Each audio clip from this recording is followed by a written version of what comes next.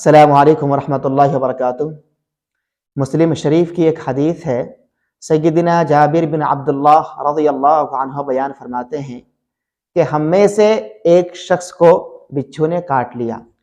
ہم رسول اللہ صلی اللہ علیہ وسلم کی خدمت میں بیٹھے ہوئے تھے کہ ایک آدمی نے کہا، اے اللہ کے رسول، کیا میں اسے دم کر دوں؟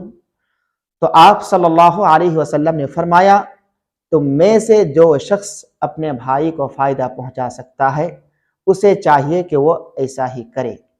اس حدیث کا معنی اور مطلب یہ ہے کہ ہم میں سے ہر ایک شخص کو چاہیے کہ وہ ایک دوسرے کو فائدہ پہنچائے۔ مثلا اگر میرے پاس علم ہے تو میں علم کے ذریعے لوگوں کو فائدہ پہنچاؤں۔ اگر آپ کے پاس پیسے ہیں، دولت ہے، تو آپ دولت کے ذریعے، پیسے کے ذریعے لوگوں کو فائدہ پہنچائے۔ اگر آپ کے پاس کپڑا لتا ہے تو آپ اس کے ذریعے سے لوگوں کو فائدہ پہنچائے۔ اگر آپ کے پاس کھانے پینے کی چیزیں ہیں، آپ اس کے ذریعے سے لوگوں کو فائدہ پہنچائیں۔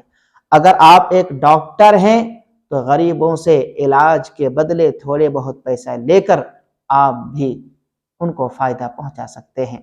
الغرض یہ ہے کہ ہم میں سے ہر ایک شخص کو ایک دوسرے کو فائدہ پہنچانا چاہیے۔